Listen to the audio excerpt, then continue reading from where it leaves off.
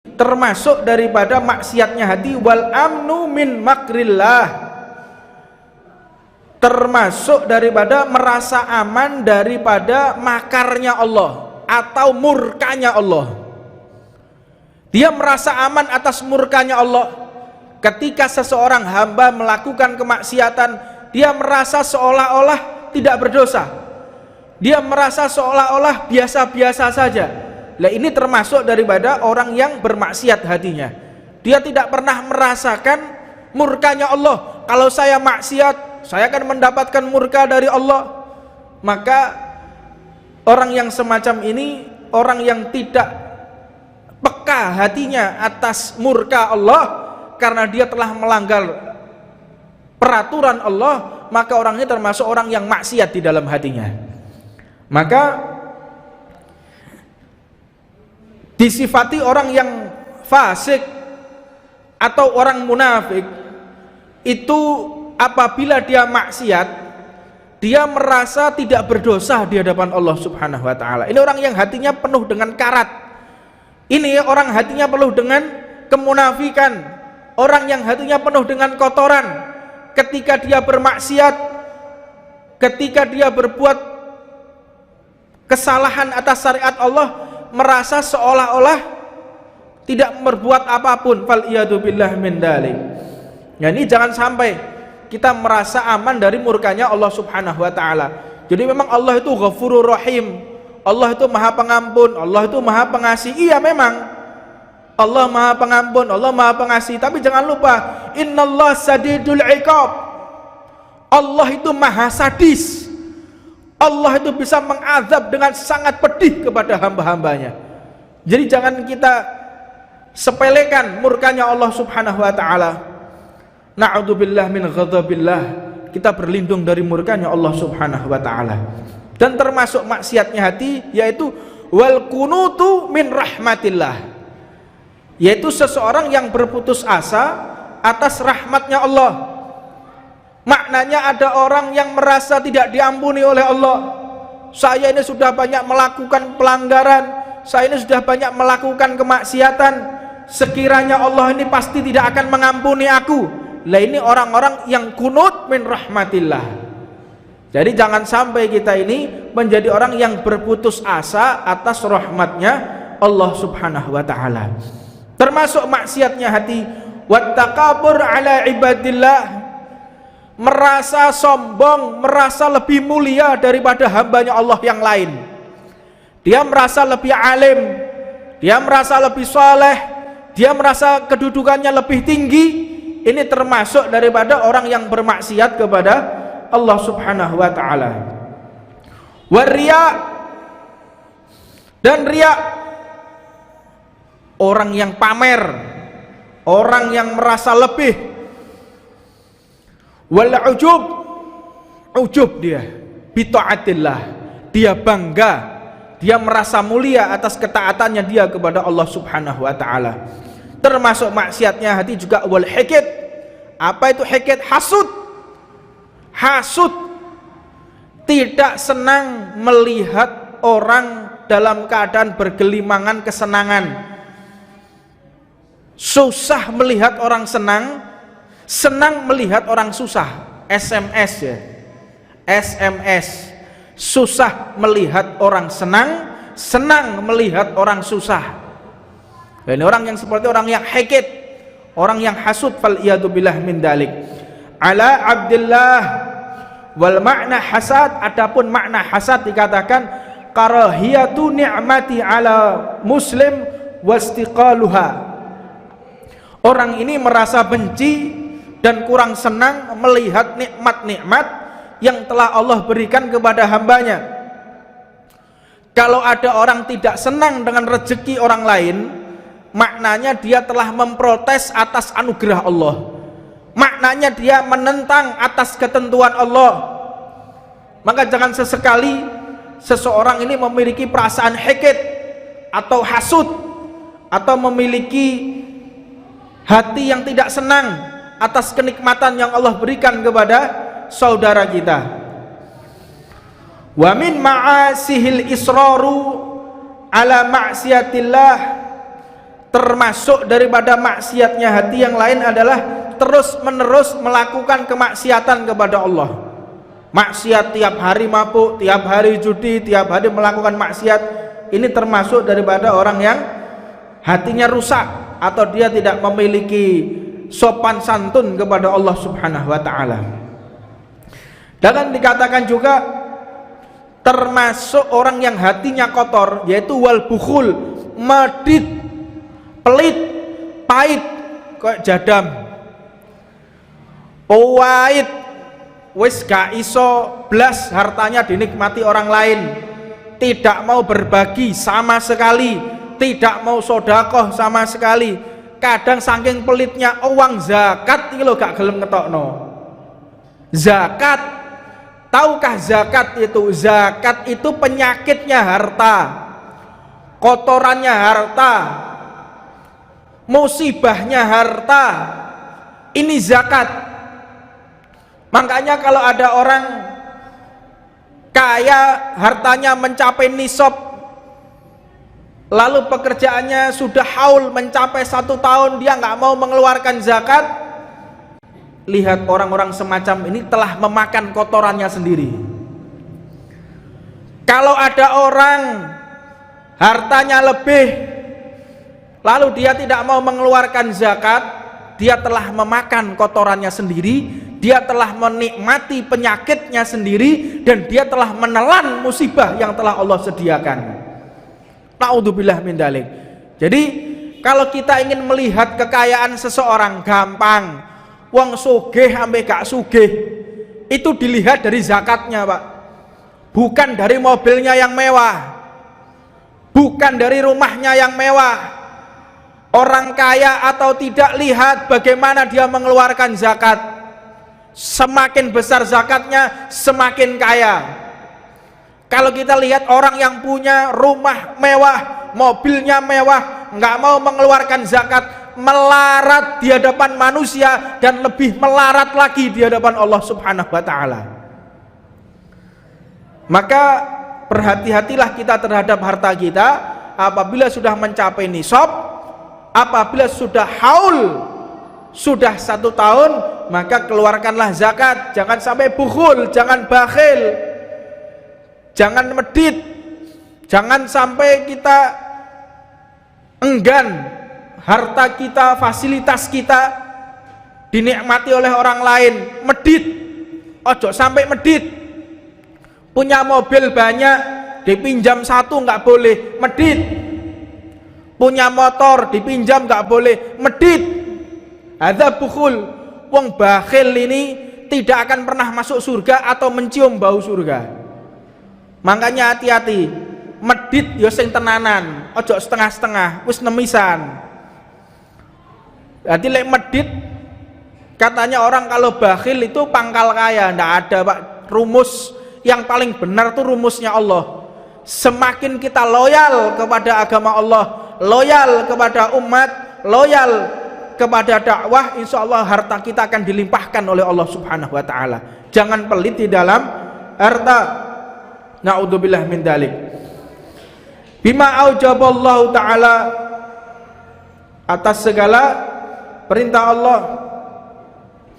Dan termasuk daripada penyakitnya hati, yaitu wasu'udzon billah, berprasangka buruk kepada Allah Subhanahu wa taala.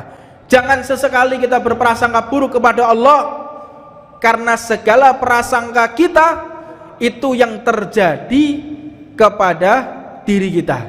Sebagaimana Allah Subhanahu wa taala berfirman di dalam hadis qudsi, "Ana idza dhanni 'abdi bi falyadhunnu bima syaa." Hadis qudsi itu firman Allah, tetapi yang tidak tertuang di dalam Al-Qur'an. Ini firman Allah, tetapi tidak ada di dalam Al-Qur'an. Makanya namanya hadis qudsi. Firman Allah yang tidak tertera di dalam Al-Qur'an. Ana idza dhanni 'abdi bi falyadhunnu bima syaa. Aku ada prasangka hambaku terhadapku.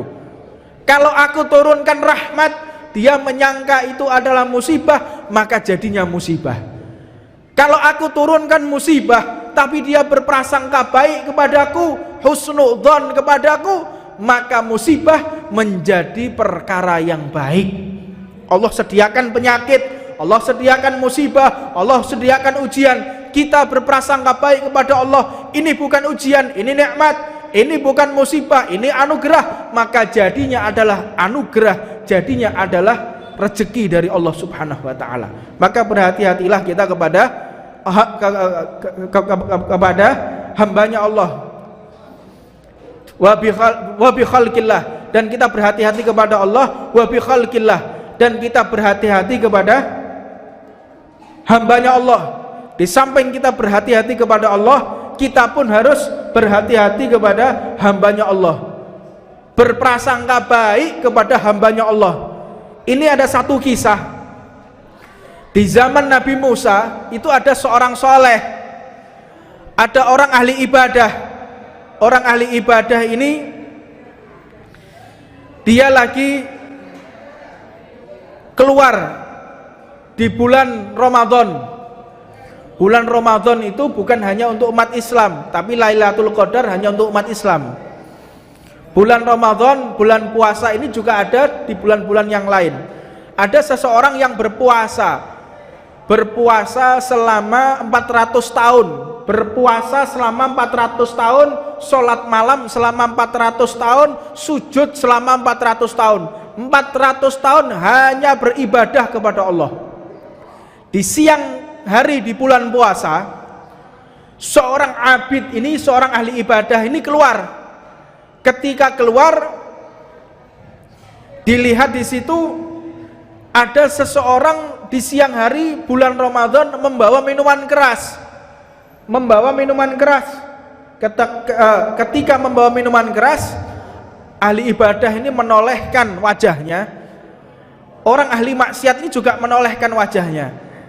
Ahli ibadah ini memiliki karomah, keramatnya itu sampai di atas kepalanya ada awan kemana-mana. Jadi kalau dia pergi kemanapun ada awan di atas kepalanya. Karomah, punya karomah yang besar. Maka setelah berpapasan dengan ahli maksiat ini, ahli ibadahnya menoleh, ahli maksiatnya juga menoleh, maka awan tadi berpindah kepada ahli maksiat tadi.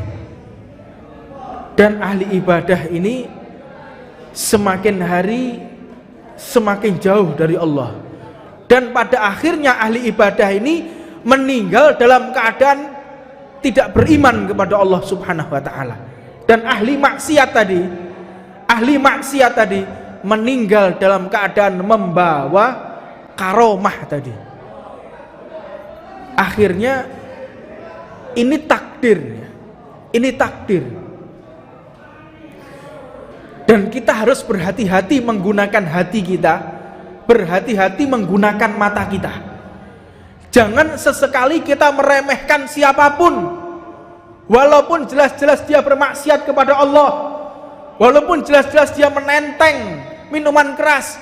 Jangan sesekali kita meremehkan mereka. Ahli maksiat tadi meninggal, ahli ibadah abid tadi juga meninggal. Kata malaikat, ya Allah, dia 400 tahun beribadah, dia pantas masuk surga. Ahli maksiat ini hendaknya masuk neraka karena dia cuman pas-pasan ibadahnya dan gak siap untuk masuk surga. Jadi hukumnya Allah zaman Nabi Musa sama sekarang itu beda. Zaman Nabi Musa, orang kalau taubat, orang kalau mau taubat, kalau kita ambil wudhu, sholat 2 rakaat, sholat taubat diampuni oleh Allah. Kalau zamannya Nabi Musa, orang kalau mau taubat itu harus dilempar dari bukit. Orang kalau maksiat mau taubat dilempar dari bukit sampai mati. Dilempar masih setengah mati, diangkat lagi, dilempar lagi di atas bukit sampai mati, sampai kepalanya pecah. Kalau kepalanya pecah, dia sampai mati, baru diampuni oleh Allah Subhanahu wa taala. Dan hukum fikihnya juga beda. Kalau zaman Nabi Musa terkena air kencing, itu harus dipotong kainnya. Kalau air kencing najis, kotoran kena tangan, kena kulit, harus dipotong kulitnya. Itu hukum fikih zaman dulu. Beda dengan umat Nabi Muhammad SAW. Cukup ambil wudhu, sholat taubat, diampuni oleh Allah Subhanahu wa taala. Maka malaikat menentukan ahli ibadah masuk surga, ahli maksiat ini masuk neraka. Kata Allah, tidak, ahli maksiat masuk surga, ahli ibadah masuk neraka. Liman ya Allah, kenapa ya Allah? Tahukah engkau di detik-detik hari kematian mereka ini berpapasan, dan mereka satu sama lain memalingkan muka. Ahli ibadah ini dengan di dalam hatinya mengatakan, sungguh tidak punya malu, ini bulan Ramadan di siang hari, sungguh engkau adalah hamba yang hina, tidak tahu aturan, menghina hambanya Allah. Tapi orang yang ahli maksiat ini juga menolehkan wajahnya, ya Allah, aku sungguh malu kepadamu ya Allah, aku telah dilihat oleh orang soleh ini, karena orang soleh, orang ahli ibadah ini orang dekatmu ya Allah, maafkanlah aku ya Allah yang membawa minuman keras. Yang satu orang jelek, maksiat, tapi hatinya baik dan berprasangka baik dan tidak menilai orang dengan perkara yang jelek, maka kedudukannya diangkat oleh Allah. Sedangkan 400 tahun beribadah kepada Allah sampai punya karamah, semua itu tidak ada manfaatnya, semua itu tidak ada gunanya jika kita berprasangka buruk kepada hambanya Allah subhanahu wa ta'ala. Maka berhati-hatilah dalam hati kita. Jangan mentang-mentang kita adalah pendakwah, jangan mentang-mentang kita adalah seorang ustadz, seorang yang mengajarkan ilmu agama lalu kita bisa meremehkan orang lain. Tidak seperti itu orang yang beriman kepada Allah subhanahu wa ta'ala. Mereka yang selalu menjaga kebersihan hati, mereka yang selalu berprasangka baik kepada saudaranya yang lain.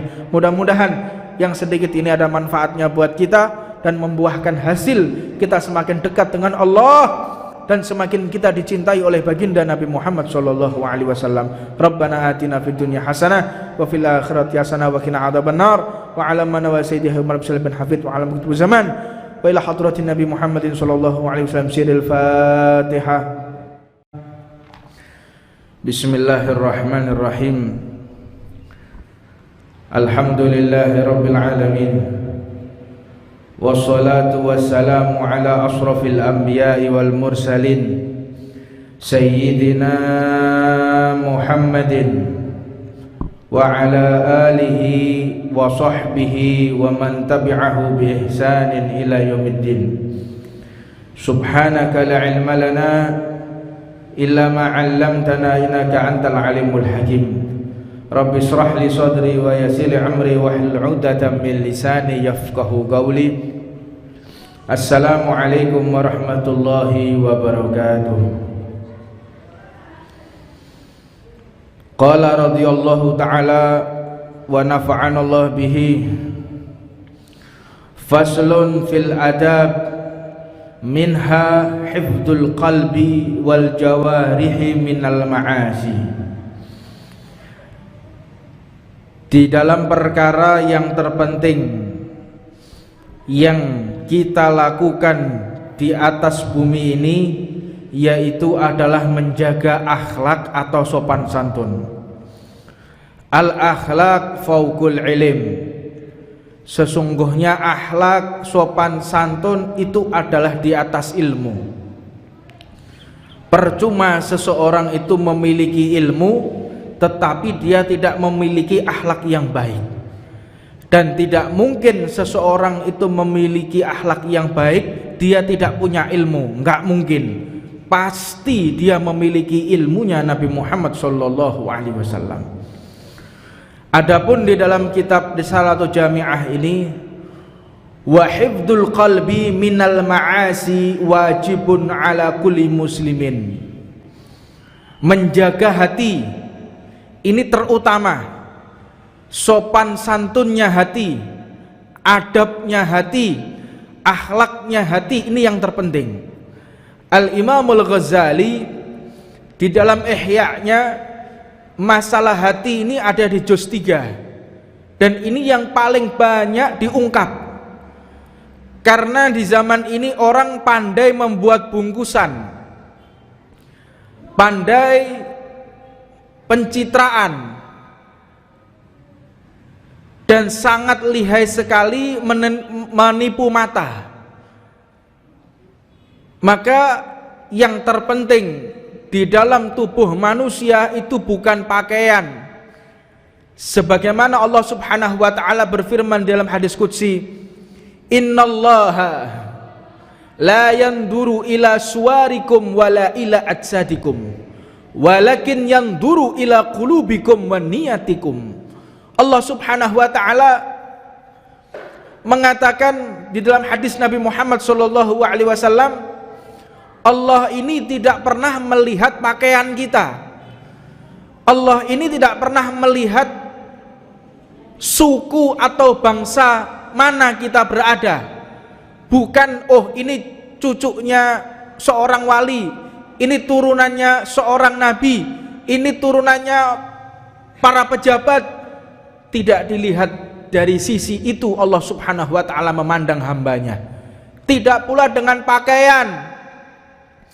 Tetapi yang dilihat oleh Allah Subhanahu wa taala, innallaha yanduru ila qulubikum wa niyatikum walakin yanduru ila qulubikum wa niyatikum. Akan tetapi yang dilihat oleh Allah Subhanahu wa taala adalah akhlak kita, yaitu akhlak hati kita dan niat kita. Itu sebagai tolak ukur pandangan Allah Subhanahu wa taala. Famin ma'asi qalbi, adapun maksiatnya hati, syak fillah, yaitu ragu-ragu atas keberadaan Allah. Maknanya ragu-ragu ini tidak percaya dengan segala ketentuan Allah, atau tidak yakin dengan apa yang telah Allah sediakan. Maknanya di dalam agama ini kita wajib mempercayai sesuatu yang gaib, dan dia ragu atas keberadaan Allah atau dia ragu atas pembalasan Allah. Ini termasuk maksiatnya hati, keraguan-raguan terhadap Allah Subhanahu wa taala. Dan kalimat ini ada beberapa definisi.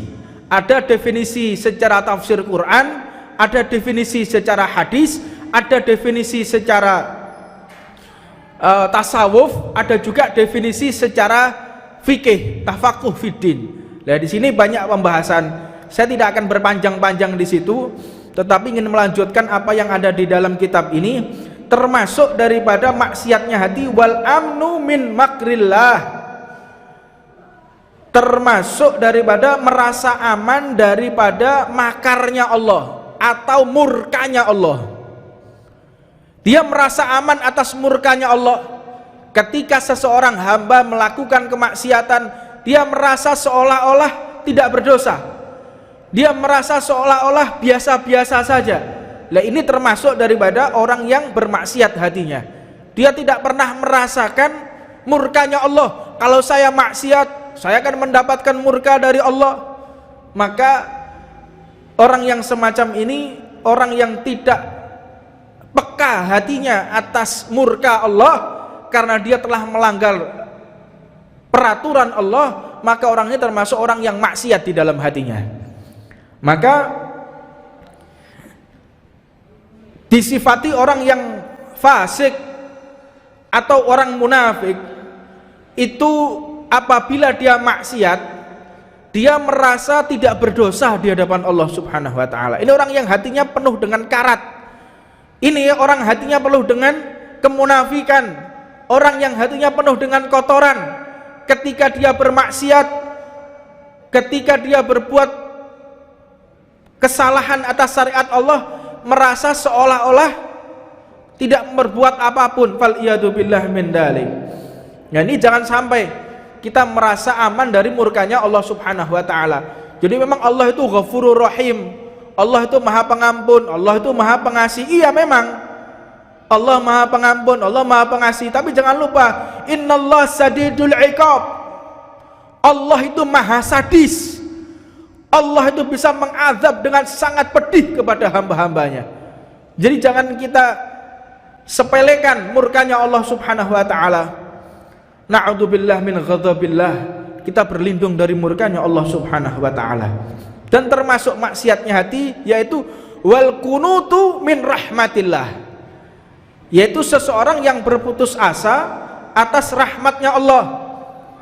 Maknanya ada orang yang merasa tidak diampuni oleh Allah. Saya ini sudah banyak melakukan pelanggaran, saya ini sudah banyak melakukan kemaksiatan, sekiranya Allah ini pasti tidak akan mengampuni aku. Lah ini orang-orang yang kunut min rahmatillah. Jadi jangan sampai kita ini menjadi orang yang berputus asa atas rahmatnya Allah subhanahu wa ta'ala.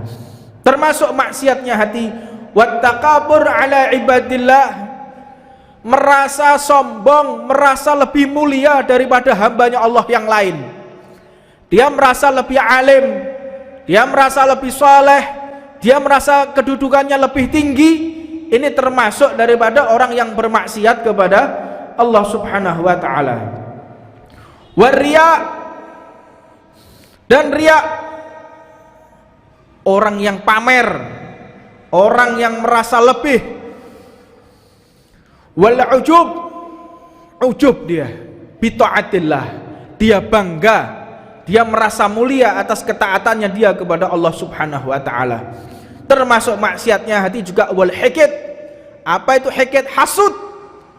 Hasud, tidak senang melihat orang dalam keadaan bergelimangan kesenangan, susah melihat orang senang, senang melihat orang susah. SMS ya, SMS, susah melihat orang senang, senang melihat orang susah. Ini orang yang seperti orang yang hikid, orang yang hasud. Fal iyadu billah min dalik. Ala Abdullah wal makna hasad, adapun makna hasad dikatakan karahiyatu ni'mati ala muslim wastiqaluha. Orang ini merasa benci dan kurang senang melihat nikmat-nikmat yang telah Allah berikan kepada hambanya. Kalau ada orang tidak senang dengan rezeki orang lain, maknanya dia telah memprotes atas anugerah Allah, maknanya dia menentang atas ketentuan Allah. Maka jangan sesekali seseorang ini memiliki perasaan hikid atau hasud, atau memiliki hati yang tidak senang atas kenikmatan yang Allah berikan kepada saudara kita. Wa min ma'asihil israru ala ma'siyatillah, termasuk daripada maksiatnya hati yang lain adalah terus menerus melakukan kemaksiatan kepada Allah. Maksiat tiap hari mabuk, tiap hari judi, tiap hari melakukan maksiat. Ini termasuk daripada orang yang hatinya rusak, atau dia tidak memiliki sopan santun kepada Allah subhanahu wa ta'ala. Dan dikatakan juga termasuk orang yang hatinya kotor, yaitu wal bukhul, medit, pelit, pahit, kayak jadam, pahit, wis gak iso blas hartanya dinikmati orang lain, tidak mau berbagi sama sekali, tidak mau sodakoh sama sekali. Kadang saking pelitnya uang zakat iki lho gak gelem ngetokno. Zakat, tahukah zakat itu? Zakat itu penyakitnya harta, kotorannya harta, musibahnya harta. Ini zakat. Makanya kalau ada orang kaya, hartanya mencapai nisab, lalu pekerjaannya sudah haul mencapai 1 tahun, dia nggak mau mengeluarkan zakat, lihat orang-orang semacam ini telah memakan kotorannya sendiri. Kalau ada orang hartanya lebih, lalu dia tidak mau mengeluarkan zakat, dia telah memakan kotorannya sendiri, dia telah menikmati penyakitnya sendiri, dan dia telah menelan musibah yang telah Allah sediakan. Na'udzubillah min dzalik. Jadi kalau kita ingin melihat kekayaan seseorang, gampang. Wong sugih ambek gak sugih itu dilihat dari zakatnya, Pak. Bukan dari mobilnya yang mewah, bukan dari rumahnya yang mewah. Orang kaya atau tidak, lihat bagaimana dia mengeluarkan zakat. Semakin besar zakatnya, semakin kaya.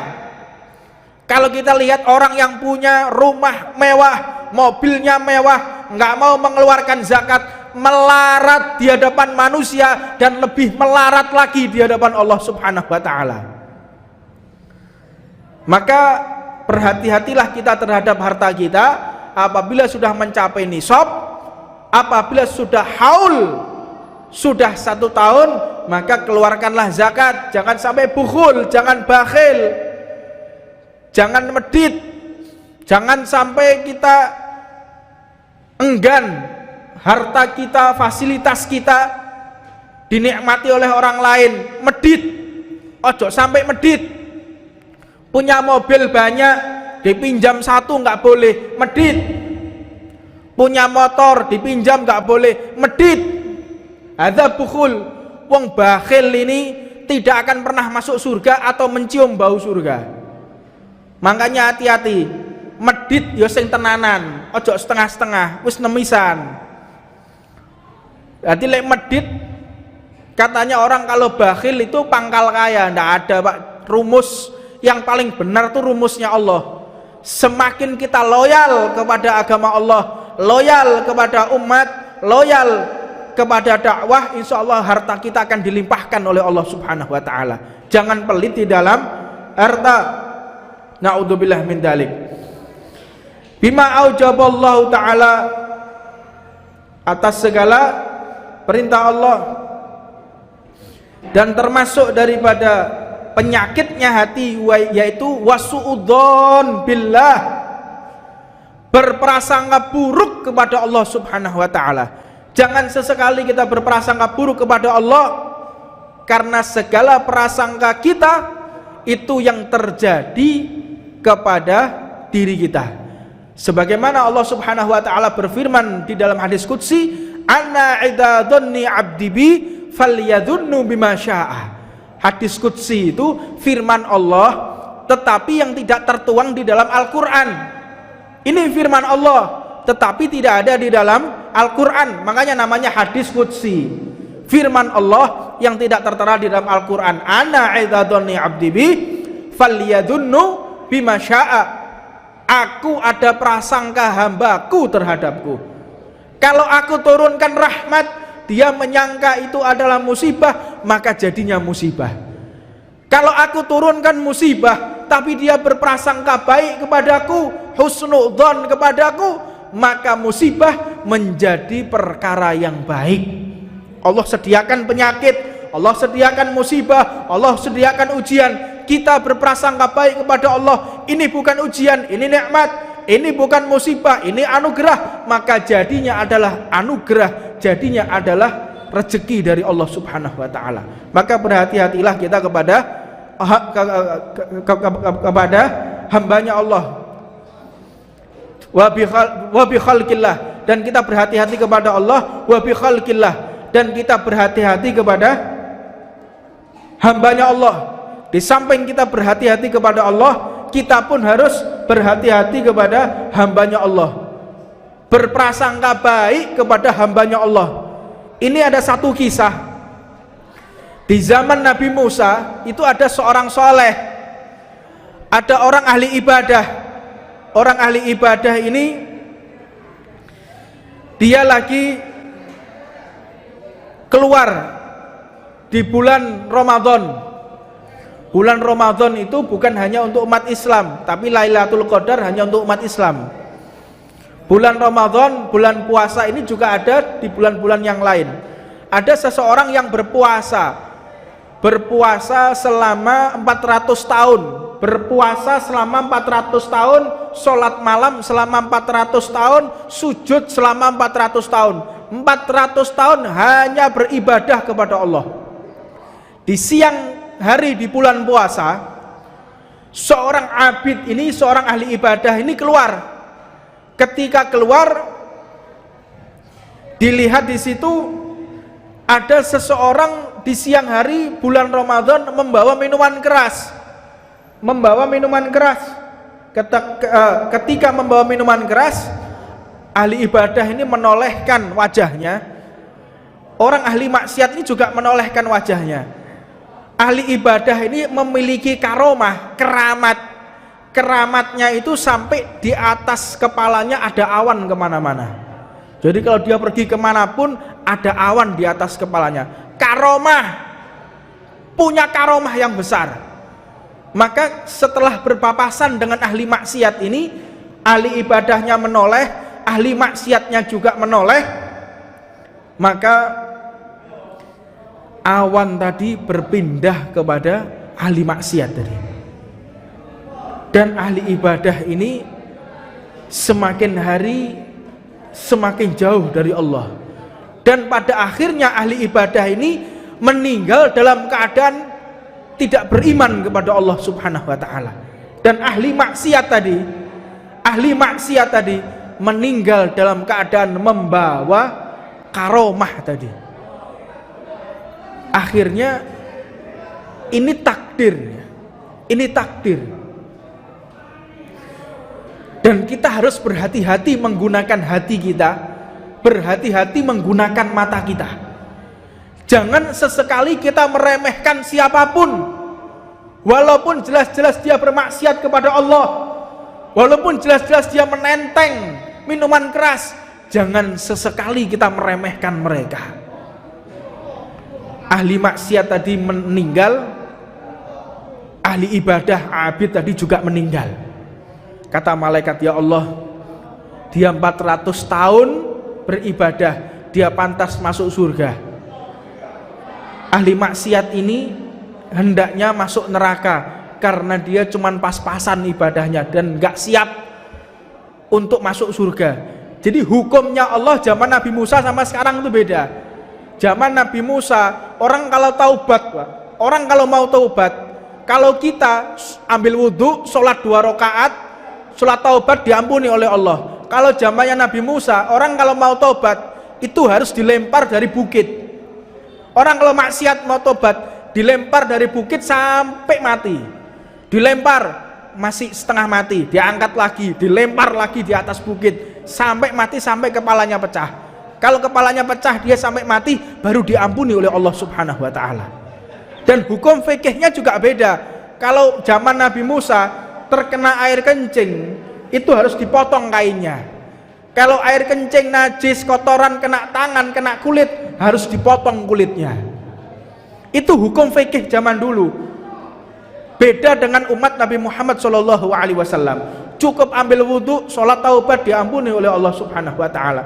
Maka malaikat menentukan ahli ibadah masuk surga, ahli maksiat ini masuk neraka. Kata Allah, tidak, ahli maksiat masuk surga, ahli ibadah masuk neraka. Liman ya Allah, kenapa ya Allah? Tahukah engkau di detik-detik hari kematian mereka ini berpapasan dan mereka satu sama lain memalingkan muka. Ahli ibadah ini dengan di dalam hatinya mengatakan, sungguh tidak punya malu, ini bulan Ramadan di siang hari, sungguh engkau adalah hamba yang hina, tidak tahu aturan, menghina hambanya Allah. Tapi orang yang ahli maksiat ini juga menolehkan wajahnya, ya Allah, aku sungguh malu kepadamu ya Allah, aku telah dilihat oleh orang soleh ini. Karena orang soleh, orang ahli ibadah ini orang dekatmu ya Allah, maafkanlah aku ya Allah yang membawa minuman keras.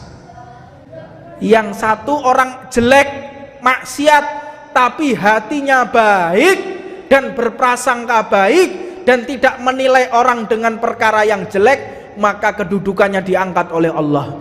Sedangkan 400 tahun beribadah kepada Allah sampai punya karamah, semua itu tidak ada manfaatnya, semua itu tidak ada gunanya jika kita berprasangka buruk kepada hambanya Allah Subhanahu wa ta'ala.